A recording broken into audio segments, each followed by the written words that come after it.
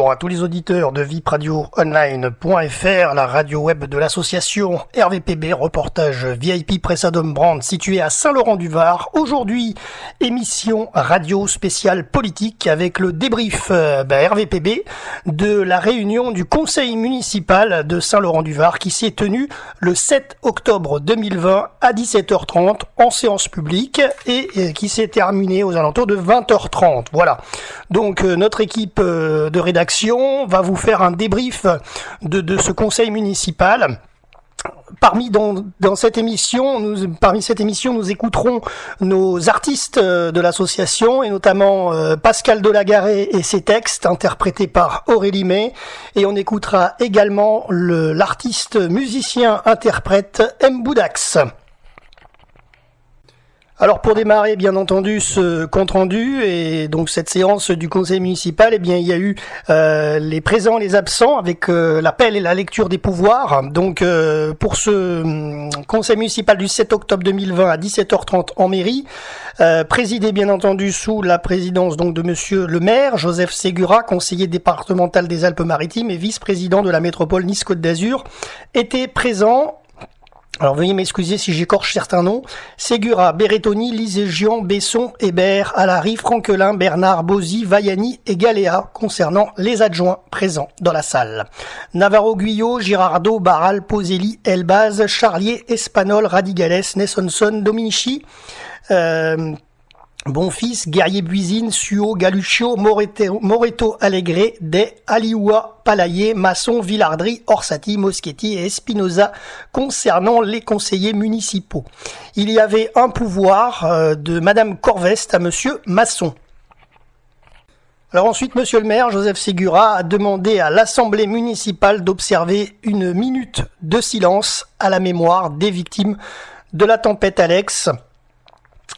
Voilà. Donc nous l'avions malheureusement, on a subi aussi ces intempéries comme tous les Azuréens présents sur la Côte d'Azur début octobre. On a couvert toutes les infos qu'on pouvait donner sur la tempête Alex. Voilà, donc on va observer également quelques secondes de silence sur notre antenne.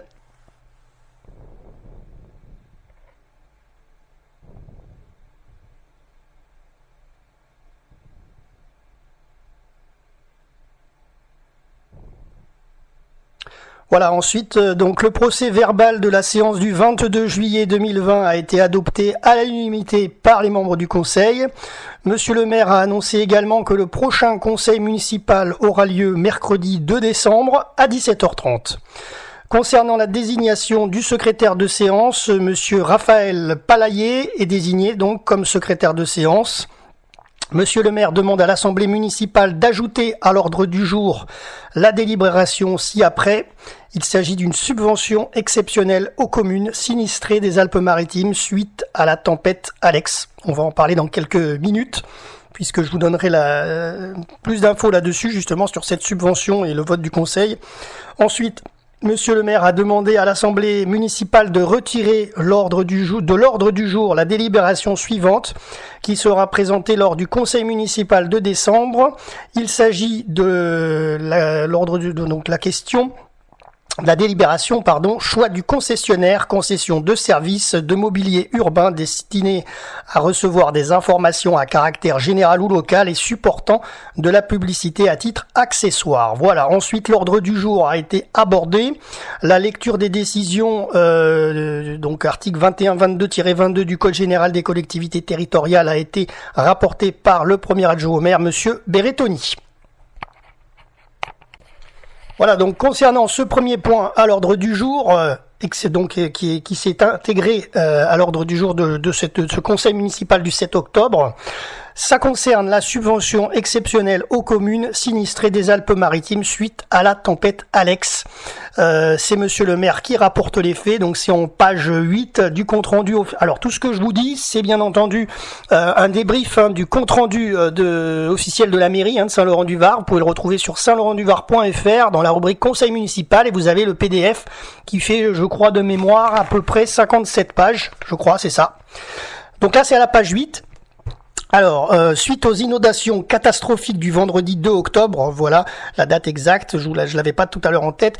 Inondations exceptionnelles tant par leur ampleur, faut le rappeler quand même. 3 vallées ont été touchées, la Roya, la Vésubie, la Tinée également, et même le Var aussi un peu moins, mais quand même il y a eu des routes coupées dans la vallée du Var. Donc bref, près d'une centaine de communes étaient concernées, que dans leur puissance destructrice, les maires des communes du moyen pays et du haut pays niçois ont lancé un appel national aux dons. En tant qu'Azuréen, vous n'y avez pas, vous le savez, vous l'avez vu, il y a des appels aux dons de partout en ce moment pour aider les sinistrés. Les maires de ces communes rurales ont été en première ligne face aux événements, alors qu'ils ne disposaient pas, avant même la tempête, que de moyens limités, tant en personnel qu'en équipement. Ces dons pourront donc être affectés, et certains ont été affectés à la reconstruction des équipements publics des communes qui vont être construits prochainement, suite à cette intempérie, de cette catastrophe naturelle. Voilà. En effet, donc, contrairement aux précédents épisodes climatiques, ce sont principalement des petites communes de Nice, derrière Nice, de pays niçois, qui ont été frappées, des petits villages, alors qu'elles étaient déjà démunies en comparaison des villes du littoral azuréen. C'est donc un véritablement bombardement climatique qu'elles ont subi, en éventrant les maisons, en portant les ponts, les routes et en engloutissant même leurs habitants. Depuis vendredi 2 octobre, Saint-Laurent-du-Var a récolté sur ses rivages toute la violence de ces éléments arrachés aux vallées de la Tinée et de la Vésubie. Alors bon, je dis le Var a été touché également, moins, mais il a été touché. Là, il parle pas de la Roya aussi dans la page 8 là-dessus, ils disent vallée de la Tinée et de la Vésubie, mais la Roya aussi a été énormément marquée, il faut le dire. Mais Saint-Laurent-du-Var a récolté tous les tronçons, les déchets de bois, etc. Malheureusement que de la Tinée et de la Vésubie, puisque la vallée de la Roya est de l'autre côté Menton. Voilà. Donc nous, à Saint-Laurent, effectivement, tous les déchets de toutes ces intempéries sont arrivés sur les plages laurentines. Voilà. Et on peut mesurer de visu chaque jour les drames qui sont noués à ce funeste 2 octobre. D'ailleurs, on s'est rendu nous-mêmes sur les plages, Landsberg notamment, et on vous a envoyé quelques photos dernièrement sur nos supports RVPB. Et un grand merci à nos bénévoles qui ont été nombreux et qui le sont encore pour déblayer ces plages chaque jour. Voilà. Donc du coup, en cette page 8, donc Monsieur le maire a exposé ce que je viens de vous expliquer, et il a demandé une subvention exceptionnelle de 10 000 euros à l'association des maires du 06. Voilà, chose que le conseil municipal a délibéré à l'unanimité. Voilà, ensuite on commence par la première partie de ce conseil municipal. Il y en a plusieurs, avec la commission culture du 29 juin 2020, avec le point numéro 2 à l'ordre du jour, dénomination de l'espace culturel de la maison Arnaud, 6 228 avenue Général Leclerc, La Villa. Alors je vais vous donner plus d'infos parce que je ne savais pas ce que c'était que cette maison Arnaud, donc je vais vous en donner des infos dessus. C'est en page 9 du compte-rendu de la mairie. Donc cette maison Arnaud est située au 228 avenue Général Leclerc, 6 à Saint-Laurent. En effet, la commune a souhaité acquérir la maison Arnaud afin d'emménager un espace public de qualité et de dynamiser sa politique culturelle. Située en centre-ville, face au conservatoire actuel, cette maison a fait l'objet d'un aménagement et propose aujourd'hui 3 espaces distincts.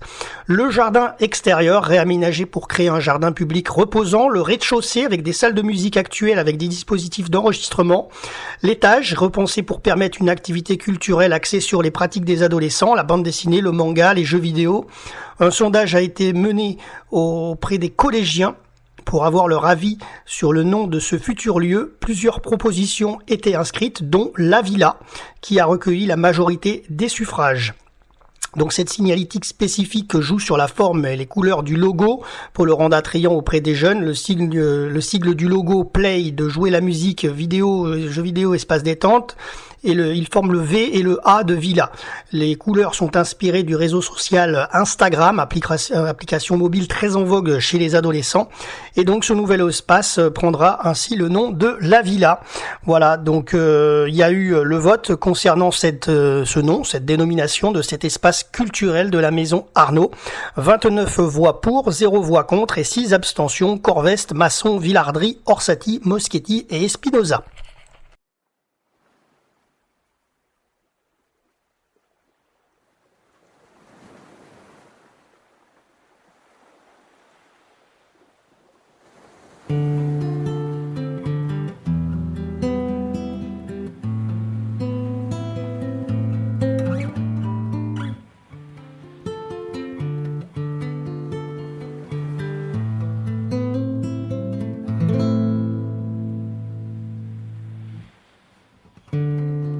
Ils sont comme les amphores de la mer Égée, mystérieux trésors à peine imaginés. Le clapotis rythmé des rames en cadence vient troubler la paix de ce mur de silence. De ce mur de silence.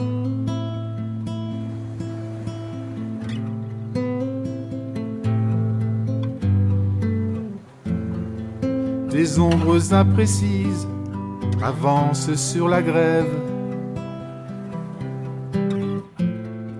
frémissantes, indécises, elles sortent de mon rêve.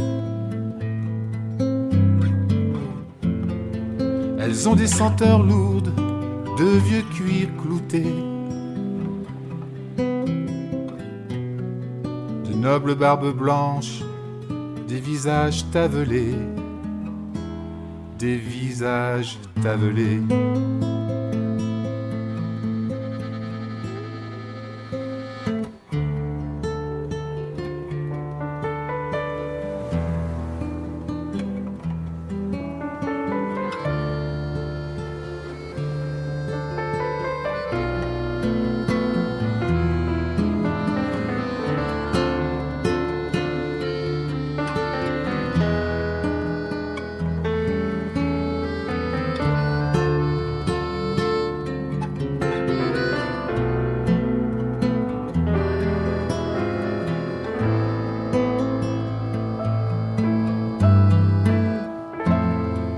Elles avancent en cadence, long ruban déployé, détruisant par avance les vestiges du passé. Le bruit que font les vagues s'écrasant sur la grève devient murmure vague comme un accès de fièvre. Devient murmure vague comme un accès de fièvre.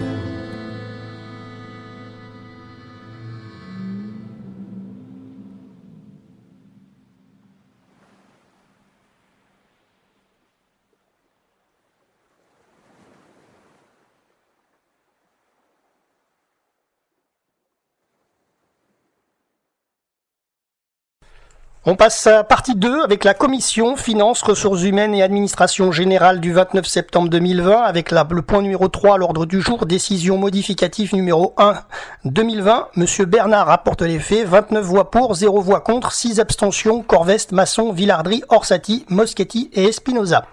Point numéro 4 à l'ordre du jour, admission en non-valeur numéro 1 2020, liste 380 508 0512 et la liste 4008 570 812, c'est monsieur Bernard qui rapporte les faits, 29 voix pour, 6 voix contre, Corveste, Masson, Villardry, Orsatti, Moschetti et Espinosa et 0 abstention.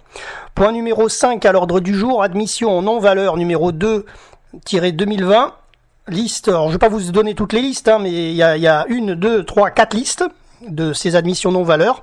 C'est monsieur Bernard qui rapporte les faits, 29 voix pour, 6 voix contre, Corveste, Masson, Villardry, Orsatti, Moschetti, Espinosa et 0 abstention. On passe au point numéro 6 à l'ordre du jour. Alors, sauf que le numéro 6, comme on l'a dit tout à l'heure au tout début de l'émission politique, il a été annulé. C'était le choix du concessionnaire, concession de services de mobilier urbain destiné à recevoir des informations à caractère général ou local et supportant de la publicité à titre accessoire. Donc, il n'a pas été délibéré ce soir-là, le 7 octobre. Il sera au prochain conseil municipal. Donc, on passe au point numéro 7, convention de mise à disposition de biens au bénéfice de l'Office de tourisme métropolitain au titre du transfert de la compétence tourisme. C'est monsieur Berrettoni qui rapporte les faits. 29 voix pour, 4 voix contre, Corveste, Masson, Orsatti et Moschetti, et 2 abstentions, Villardry et Espinoza. Point numéro 8 à l'ordre du jour, recrutement de personnel vacataire dans le cadre de formation pour la police municipale. C'est madame Galéa qui rapporte les faits. Alors ça se situe en page 20 du compte rendu de la mairie. Alors c'est assez intéressant. Alors je vais vous donner quelques infos là-dessus. Donc, il s'agit, concernant ce recrutement de personnel vacataire dans le cadre de formation pour la police municipale, il s'agit d'agents vacataires dont la définition a été dégagée par la jurisprudence au regard de 3 critères cumulatifs suivants. Spécificité du recrutement de l'agent pour accomplir un acte déterminé, discontinuité de la mission de l'agent dans le temps et rémunération de l'agent attaché à l'acte. À ce titre, donc c'est là où c'est vraiment intéressant, le recrutement de personnel vacataire a été fait pour les prestations suivantes: l'initiation au judo, l'accompagnement aux leçons, les activités périscolaires, l'emploi et l'insertion professionnelle, l'enseignement artistique et la petite enfance. Voilà. Concernant la nature du recrutement de ces personnels vacataires. Donc le vote du conseil municipal a été établi et à l'unanimité. Point numéro 9 à l'ordre du jour, éléments complémentaires concernant le régime indemnitaire tenant compte des fonctions, des sujétions de l'expertise et de l'engagement professionnel, le RIFCEP si vous voulez. Donc je répète, régime indemnitaire tenant compte des fonctions, des sujétions de l'expertise et de l'engagement professionnel. C'est madame Galéa qui rapporte les faits et le vote du conseil municipal a été établi à l'unanimité. Point numéro 10 à l'ordre du jour, la modification du tableau des effectifs. C'est madame Galéa qui rapporte les faits et le vote du conseil municipal a été établi à l'unanimité. On passe à la troisième partie avec la commission vie économique, commerce et artisanat du 30 septembre 2020. Point numéro 11 à l'ordre du jour, FISAC, attribution d'aide directe aux commerçants. C'est madame Galéa qui rapporte les faits. Alors je vais vous le lire, c'est en page 30 et 31. Donc ça vous donne les noms des commerçants qui ont eu des aides directes suite au FISAC. Toujours bon à savoir. Alors donc il s'agit de Sazu Lou Baou, l'Aromarine. Ils ont refait leur local de bar vieillissant afin de renouveler la proposition commerciale et d'attirer une nouvelle clientèle. Le coût total estimé est de 13 186,35 € hors taxe. L'aide standard sollicitée 55%, subvention 20% de l'État et 35% de la ville, soit 4 615,22 € hors taxe. Ensuite, la Sazu Kids Coffee, travaux d'aménagement du local pour en faire un café poussette et accueillir des ateliers pédagogiques. Le coût total estimé est de 7 128,49 € hors taxe. Alors je ne vais pas vous donner toutes les aides de chaque chose, sinon il y en a beaucoup. Alors la ville pour la Sazu Kids Coffee, elle va donner 40%, soit 1 808 € hors taxe, et 35%, soit 912,97 €.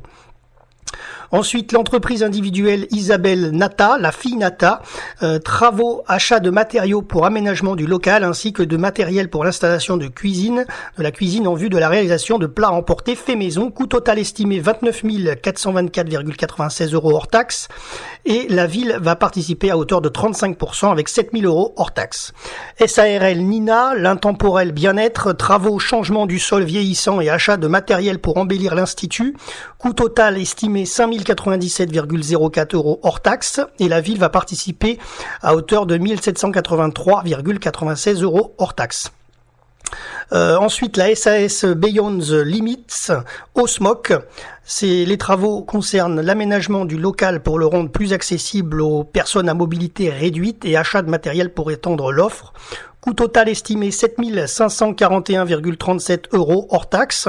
Et donc la ville va participer à hauteur de 40% sur 1614,80 € hors taxe et 35% sur 1226,53 € hors taxe. Les SAS pompes funèbres Paradis, travaux, aménagement du local de pompes funèbres et achat de matériel numérique pour la gestion du stock ainsi que la consultation de catalogues en ligne pour éviter un gros stock en boutique. Le coût total est estimé à 17 662,97 € et la ville va participer à hauteur de 35% sur soit 6 182,04 € hors taxe. Et ensuite, encore 2 entreprises de commerçants, la SARL Pizzelite, SAN Lorenzo, travaux, achat de matériel, changement d'enseigne et investissement dans des supports de communication pour le lancement de son nouveau concept, mettant à l'honneur la cuisine italienne, coût total estimé de 18 405,59 € hors taxe. La ville va participer à hauteur de 35%, soit 6 441,96 € hors taxe. Et la SASU Zen by Me, SASU Zen by Me, travaux, achat de matériaux et de matériel pour l'installation d'un café musical, coût total estimé 21 688,12 € hors taxe, et la ville va participer à 35%, soit 7 000 € hors taxe. Voilà. Alors pour le paiement de la part de la ville et l'avance de la part de l'État, parce que l'État participe également à ces subventions, je le rappelle, les sociétés donc s'engagent à fournir les pièces financières requises, devis, factures acquittées et justificatifs de la dépense. Voilà concernant ce point numéro 11 à l'ordre du jour pour l'attribution d'aides directes aux commerçants laurentins, et le vote du conseil municipal a été établi à l'unanimité. Et c'est en pages 30 et 31, comme je vous disais, du PV du conseil. Point numéro 12 à l'ordre du jour, opération d'aménagement des Pugets Nord, convention de projet urbain partenarial relative à un programme immobilier de la société Kaufmann et Broad, Côte d'Azur. C'est le premier adjoint, monsieur Berrettoni, qui rapporte les faits. Alors je vais vous donner quelques infos, puisque si vous habitez dans le secteur des Pugets, vous êtes concerné. Page 33 sur le PV du conseil de la mairie. Donc alors, je ne peux pas tout vous lire, mais je vais vous lire une partie, donc du coup, pour mieux comprendre. Donc, l'opération d'aménagement et d'intérêt communal sur le secteur dénommé Pugets Nord est située entre la route des Pugets et la moyenne corniche des Pugets sur la commune de Saint-Laurent-du-Var. Le coût prévisionnel global des équipements publics, communaux et métropolitains envisagés dans le cadre de cette opération représente environ 14 5 680 € hors taxe pour une valeur de janvier 2020, qui comprend un coût prévisionnel global des futurs équipements publics métropolitains de 10 212 680 € hors taxe répartis de la manière suivante. Alors c'est là où ça devient intéressant. Alors ils veulent créer un barreau routier entre la moyenne corniche et la route des Pugets, matérialisé au document d'urbanisme métropolitain par l'emplacement réservé V15 au bénéfice de la métropole Nice-Côte d'Azur, avec une voie de desserte de la future centralité, la création d'un trottoir le long de la route des Pugets, la réalisation d'un arrêt de bus le long de la moyenne corniche des Pugets, l'extension du réseau électrique HTA dans le secteur, le prolongement des réseaux en adduction d'eau potable AEP depuis l'avenue Pierre et Marie Curie, la création d'équipements de gestion des eaux pluviales, le coût prévisionnel global des équipements publics communaux de 3 793 000 € hors taxe pour la réalisation, avec une placette permettant de créer une nouvelle centralité et de favoriser le développement d'un cadre de vie agréable dans ce futur quartier, d'un jardin en continuité de cette placette, de la création d'un jardin d'enfants, d'un terrain de sport et d'un parking planté d'environ 25 places. Voilà. Concernant cette opération d'aménagement des Pugets Nord, point numéro 12 à l'ordre du jour, et le vote du conseil a été établi à l'unanimité.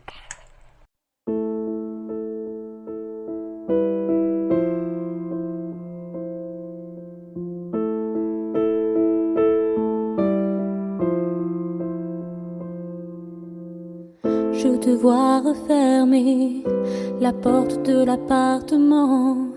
Un soir pour moi tu l'ouvrais, il n'y a pas si longtemps. On va rendre les clés, face à nous la sortie avance. On ne peut plus rien partager, alors on garde le silence. Tous les deux face à face, passe, on revit le même présent. Sauf que le désir s'efface et l'ascenseur redescend.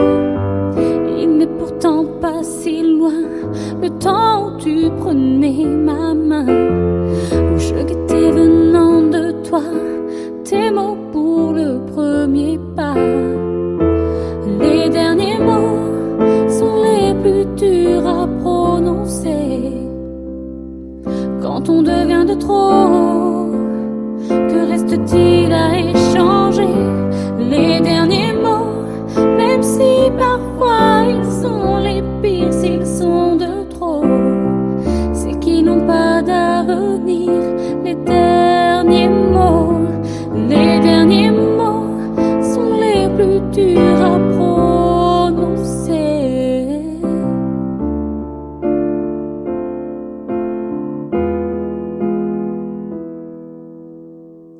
3 baisers sur mes joues pour effacer le rêve. Tu poses la fin entre nous en évitant mes lèvres. Sur le trottoir les gens passent, notre peur a de la chance. Je prends la direction d'en face, toi tu t'en vas dans l'autre sens. Il n'est pourtant pas si loin le temps où tu prenais ma main. Et là j'attends sans un sanglot tes pas vers le dernier mot.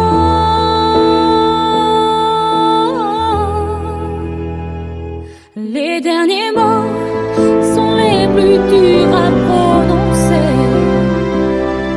Quand on devient de trop, que reste-t-il à échanger?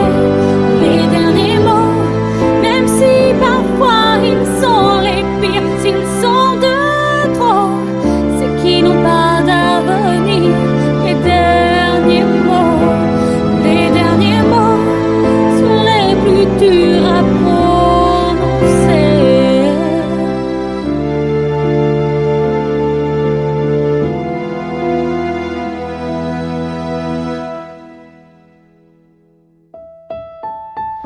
Les derniers mots.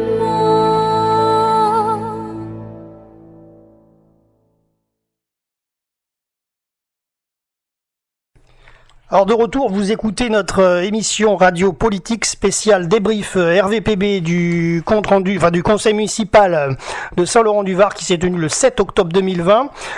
Partie 4 avec la commission aménagement, urbanisme, habitat et foncier du 29 septembre 2020. Point numéro 13 à l'ordre du jour, autorisation donnée à la société Promoca de déposer un permis de construire sur une propriété communale de 6 417 avenue du Général Leclerc et 11, Corniche Fanestock. C'est monsieur Berrettoni qui rapporte les faits. Le vote du conseil municipal a été établi à l'unanimité. Point numéro 14 à l'ordre du jour, attribution d'une subvention à la coopérative HLM Post Habitat Provence pour l'acquisition en vente en état futur d'achèvement en VFA de 18 logements locatifs sociaux au 270 avenue du Général de Gaulle, la Villa Arty. C'est monsieur Berrettoni qui rapporte les faits. Le vote du conseil municipal est établi à l'unanimité. On continue avec le point 15 à l'ordre du jour, attribution d'une subvention à l'entreprise sociale de l'habitat Villogia pour l'acquisition en vente et en état futur d'achèvement VFA de 9 logements locatifs sociaux au 788 avenue Pierre Sauvégo. C'est monsieur Berrettoni qui rapporte les faits. Les 9 logements concernent un T1, 6 T2, un T3 et un T4. Concernant le vote, il est établi à l'unanimité par le conseil municipal. Point numéro 16 à l'ordre du jour, attribution d'une subvention à l'entreprise sociale de l'habitat Villogia pour l'acquisition en vente en état futur d'achèvement VFA de 18 logements locatifs sociaux au 79 avenue Léonard Arnaud. C'est monsieur Berrettoni qui rapporte les faits et le vote du conseil municipal est établi à l'unanimité. Voilà, on passe à la partie 5 avec la commission travaux, environnement, circulation, stationnement et proximité du 30 septembre 2020 avec le point 17 à l'ordre du jour, signature d'une convention de partenariat entre la commune et Sorbonne Université pour l'étude sur le développement de l'algue Pyramimonas. C'est Madame Hébert qui rapporte les faits. Alors je vais vous lire la page 42 et 43 du compte-rendu de la mairie, parce que c'est quand même assez intéressant de savoir ce que c'est que l'algue Pyramimonas. Voilà, moi-même je ne le savais pas. Alors je vous lis ça. Donc le réchauffement climatique engendre de nombreux dérèglements environnementaux que l'on peut observer localement, bien entendu, avec l'apparition de phénomènes jusqu'ici inobservés. Parmi ces phénomènes, certains sont propres au rivage du bord de mer, où l'on peut remarquer la prolifération de micro-organismes dans les eaux de baignade. Ces manifestations sont observées sur de nombreuses côtes françaises, dont les côtes méditerranéennes, très prisées en période estivale, impactant ainsi leur fréquentation. Le littoral de la commune est recensé sur le département des Alpes-Maritimes comme un des lieux où il a été constaté la présence de l'algue Pyramimonas, donc il y en a dans le 06 forcément, présence favorisée par une faible profondeur d'eau et l'augmentation de la température marine en saison estivale. La prolifération de cette algue non toxique, je le précise, est un phénomène ponctuel mais qui peut occasionner la fermeture des plages à la baignade. Alors on en entend souvent parler l'été, les fermetures de plages à Saint-Laurent. Les conditions environnementales propices à sa propagation dans la baie de Saint-Laurent-du-Var doivent être identifiées afin que la commune puisse intégrer cette problématique dans une gestion durable de son littoral. Voilà, donc peut-être réponse à des questions que certains Laurentins se posent. Pourquoi les plages sont fermées l'été à certaines fois ? Ça peut donner une réponse.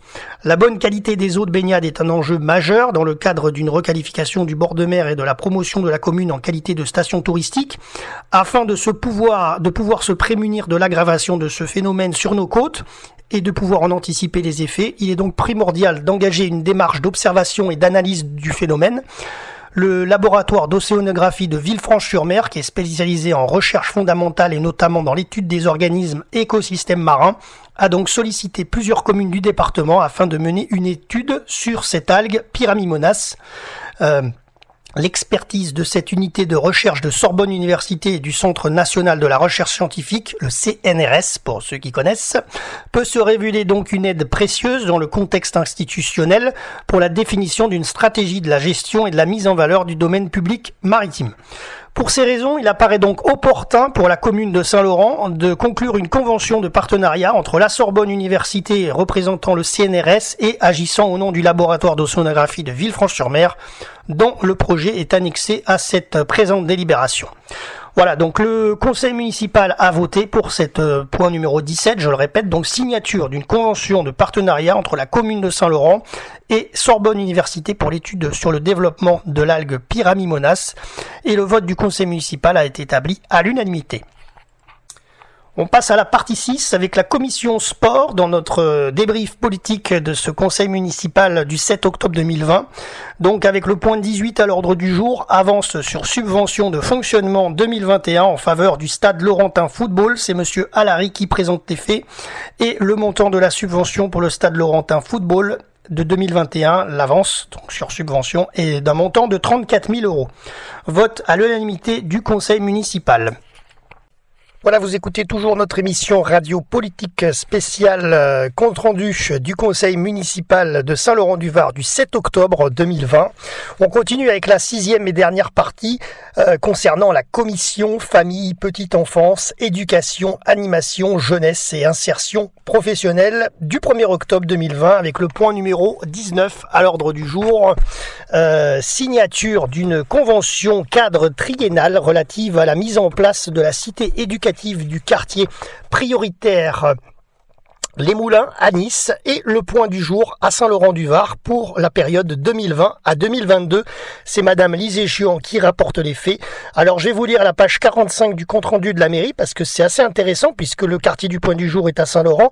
Donc voilà, le quartier prioritaire de la politique de la ville donc de Nice et de Saint-Laurent avec Les Moulins à Nice et le point du jour à Saint-Laurent est l'un des quartiers labellisés cité éducative en date du 5 septembre 2019. Ce label a été attribué aux territoires qui montrent leur détermination à faire de l'éducation une priorité, à la qualité du diagnostic initial effectué et au comité de pilotage proposé.